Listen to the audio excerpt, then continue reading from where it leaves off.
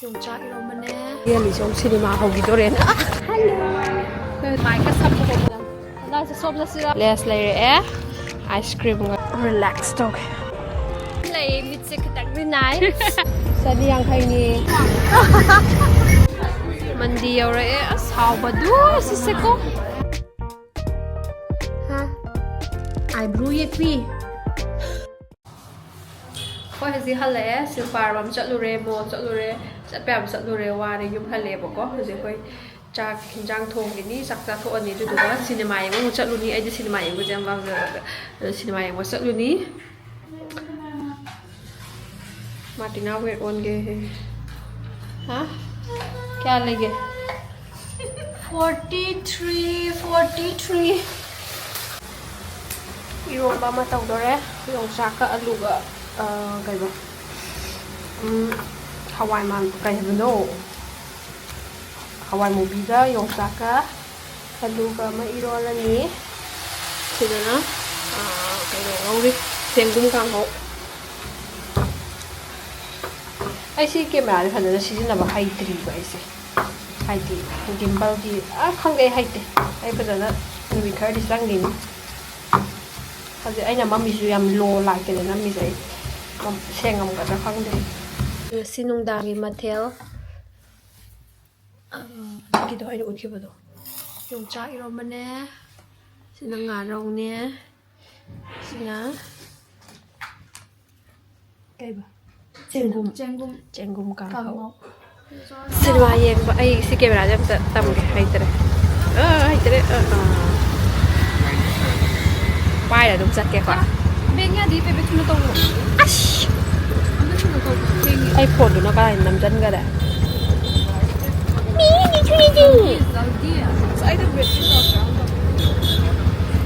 mấy scanner scanner bố phone cyber download kaya lupa kaya na 97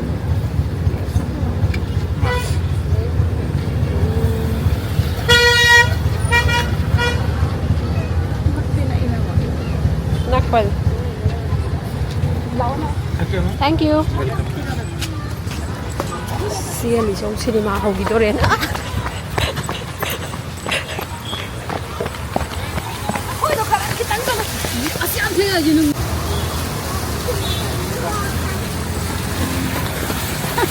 Nang dre.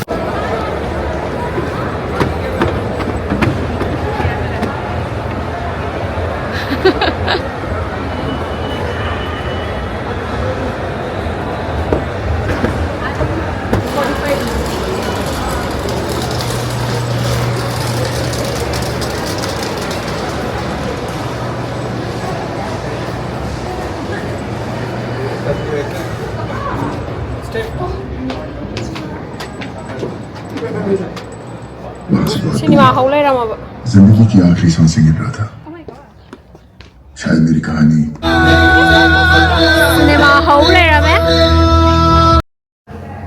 Hello कैसे washroom colour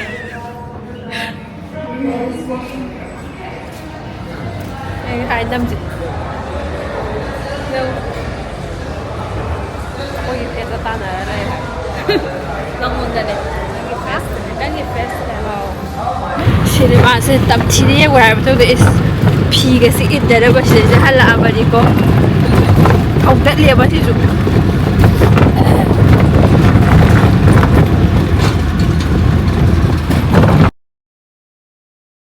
So let's start the day with my skincare using my favorite CureSkin kit.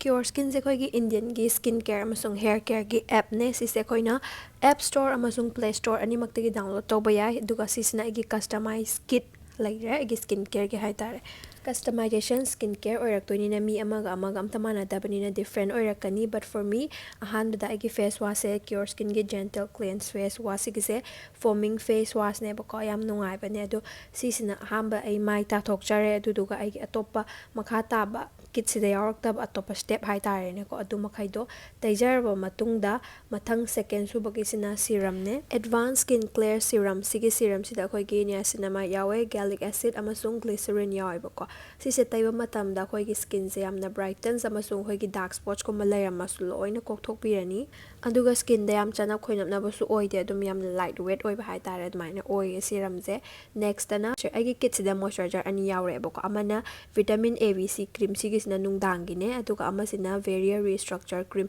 ꯁꯤꯁꯤꯅ ꯗꯦ ꯇꯥꯏꯝꯒꯤ ꯍꯥꯏꯇꯥꯔꯦ ꯑꯗꯨꯗꯨꯅ ꯁꯤ ꯇꯩꯁꯟꯖꯔꯦ ꯑꯗꯨꯒ ꯏꯂꯣꯏ ꯂꯣꯏꯕꯗ ꯁꯟꯁꯀ꯭ꯔꯤꯟꯁꯦ ꯁꯤꯒꯤꯁꯦ mineral ꯗꯦ cream ꯀꯣ ꯑꯗꯨꯒ ꯌꯥꯝ ꯌꯥꯝꯕꯗꯤ ꯅꯠꯇꯦ SPFꯁꯦ 30 ꯈꯛꯇꯅꯦ ꯑꯗꯨꯗꯨꯒ PA+++ ꯑꯗꯨꯗꯨꯒ ꯑꯩꯈꯣꯏꯒꯤ ꯍꯥꯔꯝꯐꯨꯜ ꯑꯣꯏꯕ ꯑꯩꯈꯣꯏꯒꯤ ꯁꯟꯒꯤ UVA UVB ꯒꯨꯝꯕꯁꯦ ꯂꯣꯏꯅ ꯄ꯭ꯔꯣꯇꯦꯛꯁꯟ ꯄꯤꯕꯤꯌꯦꯕꯀꯣ ꯑꯗꯨꯒ ꯇꯩꯕ ꯃꯇꯝꯗ ꯑꯍꯥꯟꯕꯗꯗꯤ ꯈꯤꯇꯪ ꯉꯧꯕ꯭ꯔꯥ ꯈꯜꯂꯝꯒꯅꯤꯕ ꯑꯗꯨꯕꯨ ꯇꯩꯔꯀꯥꯟꯗ ꯄꯨꯔꯥ ꯖꯤꯔꯣ ꯋꯥꯏꯠ ꯀꯥꯁ ꯑꯣꯏꯒꯅꯤ ꯑꯗꯨꯅ ꯌꯥꯝ ꯅꯨꯡꯉꯥꯏ ꯑꯗꯨꯒ ꯁ꯭ꯀꯤꯟ ꯀꯦꯌꯔꯁꯨ ꯂꯣꯏꯔ ꯃꯇꯨꯡꯗ ꯈꯤꯇꯪ ꯁꯛꯁꯦ ꯃꯤ ꯃꯥꯟꯅꯕ ꯈꯤꯇꯪ ꯂꯤꯞꯁꯇꯤꯛ ꯀꯩꯀꯩ ꯈꯔ ꯇꯩꯁꯟꯖꯕꯅꯦ ꯑꯗꯣ ꯃꯌꯥꯝꯁꯨ CureSkinꯁꯦ ꯄꯥꯝ ꯇꯥꯔꯒꯗꯤ ꯑꯩ ꯂꯤꯡꯛꯇꯣ ꯗꯦꯁꯀ꯭ꯔꯤꯞꯁꯟꯗ ꯍꯥꯞꯆꯔꯝꯒꯦ ꯑꯗꯨꯒ ꯑꯩꯒꯤ ꯁꯤꯒꯤ ꯀꯣꯗꯁꯦ ꯌꯨꯁ ꯇꯧꯕꯤꯌꯣꯕꯀꯣ ꯗꯤꯁꯀꯥꯎꯟ ꯈꯔꯗ ꯑꯣꯏꯔꯁꯨ ꯐꯪꯅꯕꯒꯤꯗꯃꯛꯇ ꯑꯗꯣ ꯃꯌꯥꯝꯁꯨ ꯁꯨꯡꯁꯣꯏ ꯁꯣꯏꯗꯅ ꯁꯤꯖꯤꯟꯅꯕꯤꯌꯣ ꯚꯤꯗꯤꯑꯣ ꯃꯈꯥ ꯑꯃꯨꯛ ꯌꯦꯡꯉꯁꯤ ꯕꯥꯏ ꯑꯁꯤ ꯃꯥꯔꯇꯤꯅꯥꯒꯤ Day 2 in Hyderabad ꯑꯩꯈꯣꯏ ꯍꯧꯖꯤꯛ ꯄꯥꯔꯛ ꯑꯃꯗ ꯆꯠꯀꯦ ꯇꯧꯕꯅꯦ ꯏꯕꯥꯅꯤꯁꯦ ꯑꯣꯇꯣ ꯑꯁꯤ ꯂꯩꯔꯦ ꯑꯣꯇꯣ ꯌꯥꯝ ꯄꯥꯝꯖꯩ ꯑꯩꯈꯣꯏꯗꯤ ꯑꯣꯇꯣ ꯉꯥꯎꯖꯩ ꯑꯩꯈꯣꯏꯗꯤ ꯅꯣ ꯀꯦꯞ ꯑꯗꯨ ꯑꯣꯏꯔ ꯄꯥꯝꯗꯦ ꯑꯩꯈꯣꯏ ꯑꯣꯇꯣ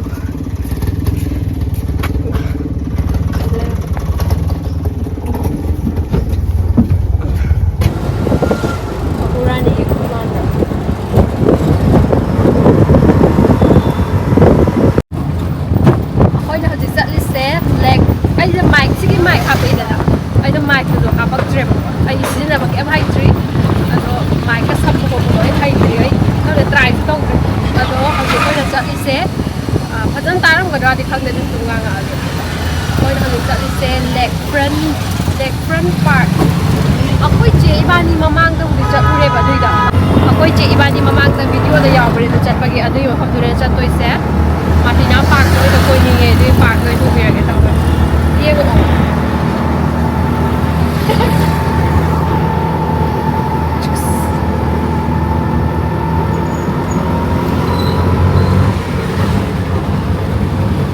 हौजिक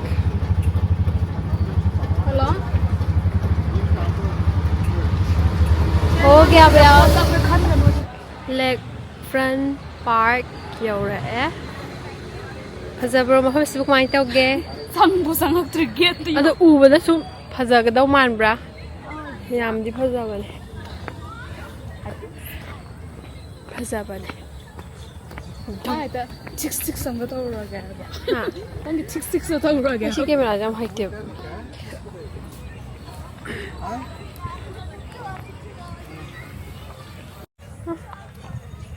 बका सोंग या लेतबो ai haite aba सी कैमरा जाम ला से सोम जासिरा सिदा akala ja ya ka ta mai ni सिजे सिगी पार्क से हैदराबाद लाक्तारगदि लाओ सिगी जा फजबले अदु हजिकति खरा ngalidana ko अदु ममजलप कांदा लाइ थालप कांदो औदाम मुखेन फजबे सोनम ऑन के दोइदि याद्रेने हैद्रेने thanks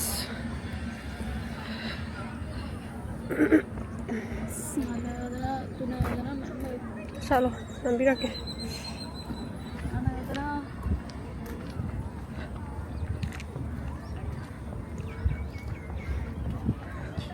हजिक सिदा ngaktang koira matungda kadaida sasiga si matung koira matungda khoise general bazar da chatluni namdi ba khokkote adudagi dum lawthokpa yani na reels na ta semage yai aduri loktak wan loktak ani phajaba thine helida thina masal sidi am motle khumot amne to kata ga dinga maro ai asul zala de isingi चलो कोइरा हलक्स का Coke थक एक Jung ले बे camera से less ले रे ice cream गा ले रे आइसक्रीम चारा गा तंग फमगे साइड काय वाया खंजिगा खितंग मी चिक जगा दा थिरुस ubu uye ubu udira khangde ko pa yang mic kan ya chani camera ga dam ni ke ice cream lai re double chocolate ice cream khong ju ai ja ta khong se da lo thok ta khong se relax tok có yang bay nhưng mà cái mẹ lúc khi lời bạn qua sao kèm khăn cái bị có cái váy sẽ cái mẹ cái váy sẽ có yang bay có yang bay anh ấy chỉ cái này bây giờ nó chỉ cái này bây giờ nó ngay vậy nó thật là qua chỉ ngang ngày lại thật bên qua video điểm làm dân ninh vậy qua thì lại giờ đập vào nó không được rồi mi mắm lên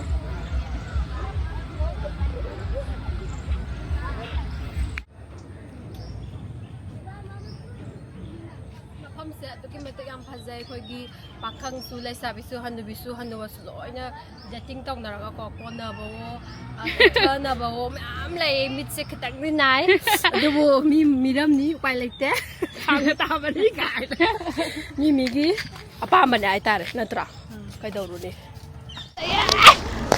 dai sakhi oh sakhi ja phải dạy ba lại po the Ang nung atras, kung na maning day naman sa pazay, nagdala ko na. Ano yung halas? Trang? Lao. Ado mayam, hozik, ibandi su hozik sige lek front park sidagi halaga ko hozik mathak sa to jana bazar da ho chaw so mi ego hige. Ado hozik uber book tarage aduga general market yauraga usara age bye bye. General bazar. Mani ko malay ada na. Kai? Sirang nih. Lupa sam, silau tuh. Padi mana sih? Sudah itu saya kasih drop. Cuni. Sir. Này dari sini. Kai dari sini.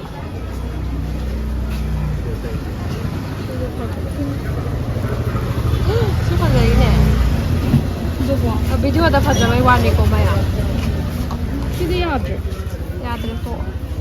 Ni ngo si bag se lupa sadi yang khai ni adum yai hai ba price ka hai na ta.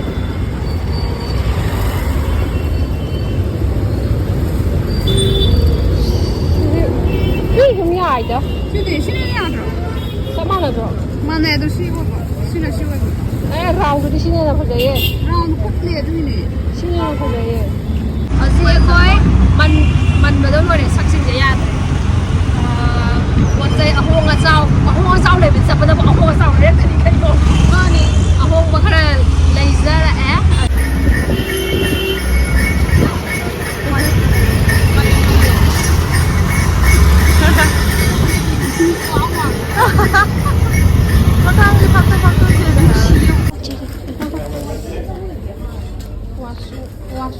Martina, mandi jar siko ka. Kiti saba da wazara bini.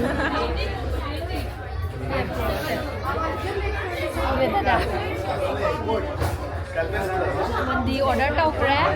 Sigi curry. Si curry ba. Chicken al-faham mandi. Mandi yaurae asau badu siseko. Si mai siam hauba. Si bude ai jaja ningde.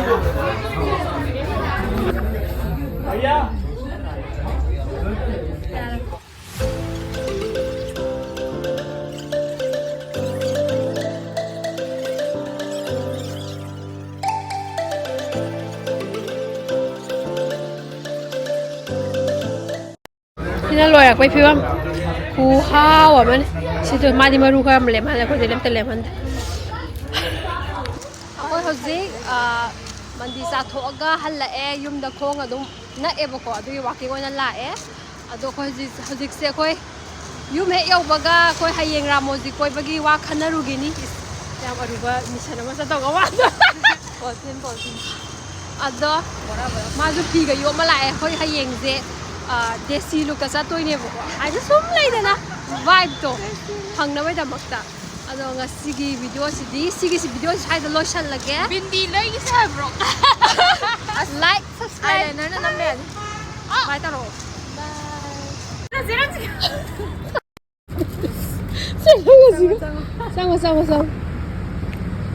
ꯆꯪꯉꯣ ꯊꯣꯛꯂꯛꯄ ꯁꯥꯎꯅꯤꯗ ꯊꯣꯛꯂꯛꯄ ꯁꯥꯒꯦ ꯌꯥꯝ ꯐꯖꯩ ꯂꯥ ꯆꯪꯉꯨꯕꯅꯦ ꯑꯄꯥꯝꯕ ꯌꯥꯎꯗ꯭ꯔꯣꯕ ꯑꯄꯥꯝꯕ ꯌꯥꯎꯗ꯭ꯔꯤꯌꯦ ꯈꯨꯐꯖꯁꯤꯡꯁꯦ ꯑꯝꯇꯪ ꯁꯦꯠꯆꯔꯗꯤ ꯀꯌꯥꯗ ꯅꯨꯡꯉꯥꯏꯒꯗꯕ ꯐꯖꯃꯜꯂꯦ ꯐꯦꯁꯟꯁꯨ ꯃꯩ ꯃꯥꯟꯗ꯭ꯔꯣ ꯍꯣꯏ ꯃꯅꯨꯡꯗꯁꯨ ꯌꯥꯝ ꯌꯥꯎꯋꯦ ꯄꯣꯁ ꯇꯥꯕꯤ ꯌꯥꯝ ꯌꯥꯎꯋꯦ ꯆꯠꯁꯦ ꯄꯨꯟꯁꯤꯗꯁꯨ ꯐꯪꯉꯔꯣꯏ ꯂꯥꯛꯑꯣ ꯈꯣꯡ ꯁꯥꯜꯂꯁꯦ ꯑꯩꯈꯣꯏꯗꯤ ꯁꯨꯃꯥꯏꯅ ꯑꯗꯨꯝ ꯆꯠꯀꯗꯕ ꯁꯤꯒꯤ ꯐꯤꯕꯝꯁꯤꯗ ꯑꯗꯨꯝ ꯂꯩꯒꯗꯕ no one day ꯀꯥꯏꯌꯣ ꯅꯦꯔꯣꯗ one day ꯀꯩꯗꯧꯔꯤꯅꯣꯕ ꯁꯤ ꯇꯣꯡꯉ ꯂꯩꯔꯤꯁꯤꯕꯨ ꯀꯩꯗꯧꯔꯤꯅꯣꯕ ꯅꯪꯕꯨ ꯍꯥ ꯌꯥꯝꯅ ꯋꯥꯔꯕꯒꯤ ꯁꯛꯐꯝꯅꯤꯅꯦ ꯅꯕꯥꯅꯤꯅ ꯑꯗꯨꯗ ꯀꯩꯗꯧꯔꯤꯕ ꯍꯥ ꯑꯥꯏꯕ꯭ꯔꯨ ꯌꯦꯛꯄꯤ ꯀꯩꯗꯩꯅꯣ ꯀꯔꯤꯅꯣ